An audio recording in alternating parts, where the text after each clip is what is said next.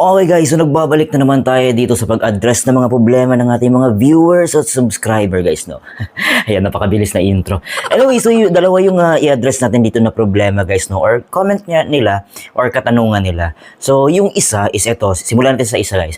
Yung katanungan niya is, since isa lang naman daw yung aux natin na ginamit natin sa subwoofer, paano naman daw yung ating mono speaker? Dito na lang ba daw sa groupings natin i-out? So, yun yung problema natin na guys, no? Okay, so sa mga lahat ng mga may mixer guys na iisa lang yung auxiliary nila. Gaya nito guys, isa lang yung aux ko guys. Aux 1 lang. At ginamit natin dyan sa ating subwoofer. So, ano bang diskarte ko guys na connection para sa ating monitor speaker kapag ganito lang yung available mo na mixer. So yung ginagawa ko na lang guys is ito. So ito yung main out ko guys is ginagamit ko ito papuntang equalizer then amplifier na pang front of house. Okay?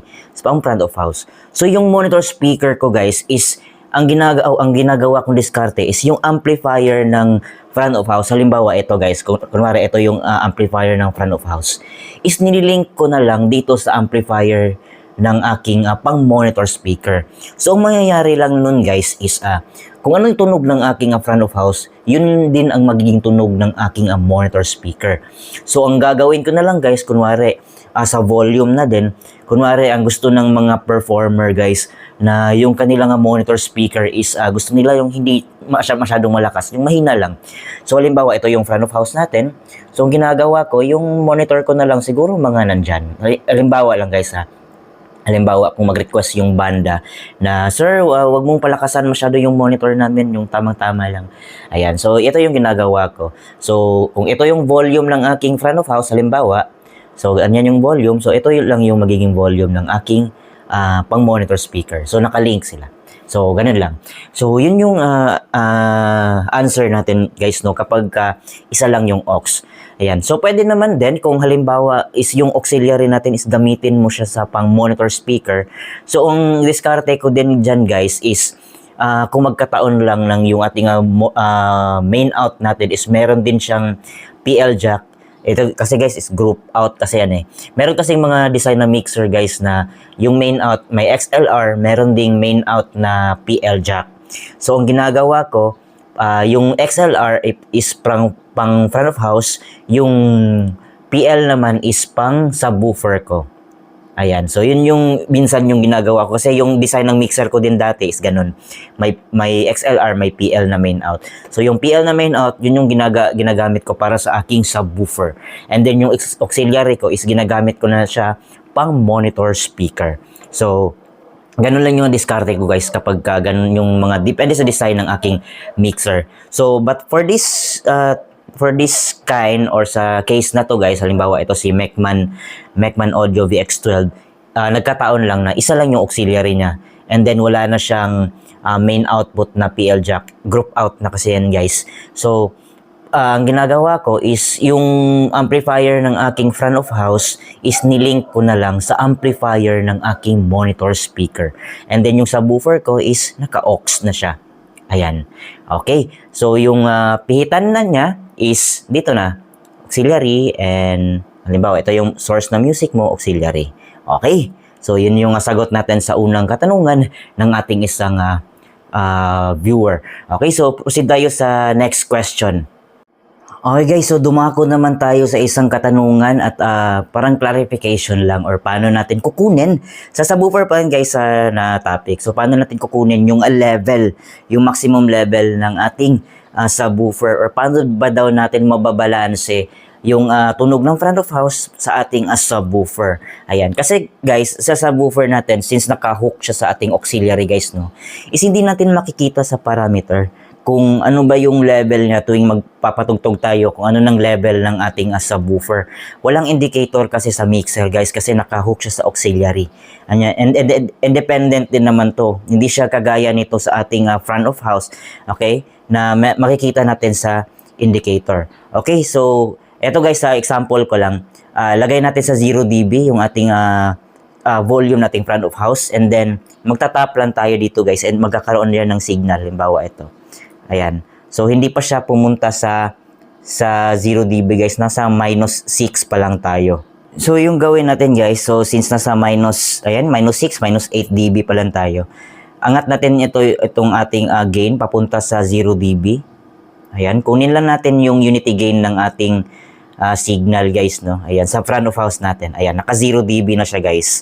So, 0 dB dito. Ito yung gain natin. Siguro nasa mga 1 o'clock na yan guys.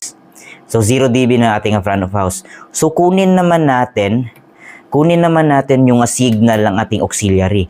Halimbawa, ito guys, ayan, magpapatugtog tayo. Angat natin yung auxiliary. Is hindi natin makuha yung parameter dito guys, ayan o. Tinatap natin. Walang signal talaga dito. So, paano natin kunin yung maximum level ng ating subwoofer na volume niyan guys ha? Ayan. So, kahit nakaangat na yan guys, naka 12 o'clock tayo dito sa main aux. Ito yung volume ng ating auxiliary kasi dito tayo nakatap guys, no? So, wala talagang signal sa parameter. So, hindi natin malaman kung ano na bang level or nag-clip na ba tayo o ano ba. So, ito yung diskarte ko guys. Okay? So, baba muna natin tong auxiliary natin na volume para sa sub.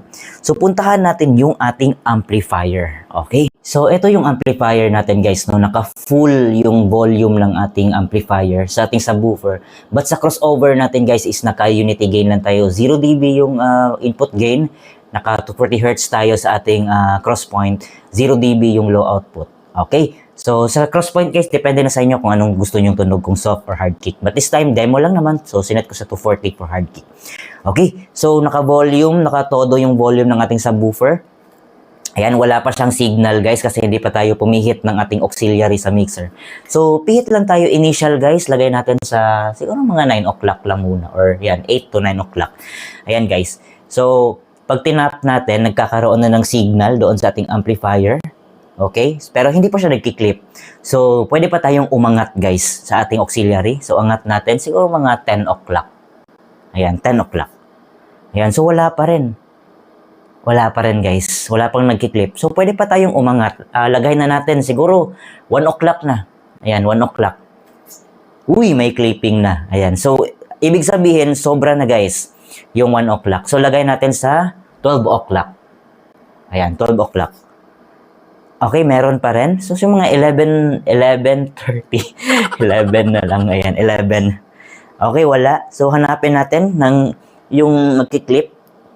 Magki-clip sa 11:30. Ayan, meron guys.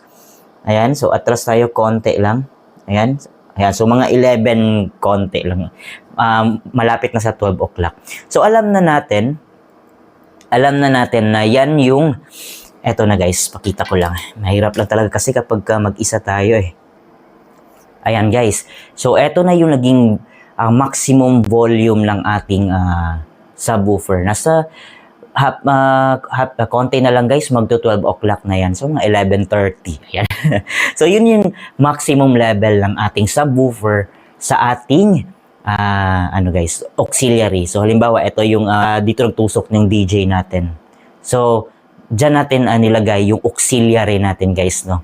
Sa 11 o'clock. Ayan, so depende din. So yun nga, hingin mo yung volume ng DJ. Sabihan mo lang, sir, bigyan mo ako ng mga 70%, 75% ng iyong volume dyan sa iyong spin. Or pang, ano yung tawag yun guys? Pang spinner? Ano? Basta yun. Yun, yung kanyang gadget niya. So kapag ka nakaset na siya doon ng 70 to 80% ba? So eto na yung magiging volume mo. Ayan, sa kanya. So, yan yung maximum na niya, guys, ha. So, depende na sa kanya kung mag-angat pa siya o hindi. Basta yun yung mag-advise ka lang na hanggang dyan lang yung ang kanyang maximum level. Okay? So, yun lang yung diskarte natin, sir, no? Kung paano natin kukunin yung maximum level ng ating subwoofer kung nakahook tayo sa auxiliary. Ayan. So, and shout out nga pala sa iyo, sir. Nakalimutan ko lang talaga yung pangalan mo at na-crop ko na kasi yung comment mo dyan. Ayan. So, but you are from Masulog, Canlaon, Negros Oriental. So, shout out sa iyo, sir. I hope makita mo tong video na to. Alright. Okay, so I hope na nasagot natin yung mga katanungan nyo, sir, no? And sa mga may katanungan pa din, comment lang kayo down below at saka sasagutin natin hanggang sa mga kaya natin. Gamit lang itong ating ganitong setup lang guys na napakasimple lang at saka minimalist. Ayan, so hanggang sa susunod. Alright.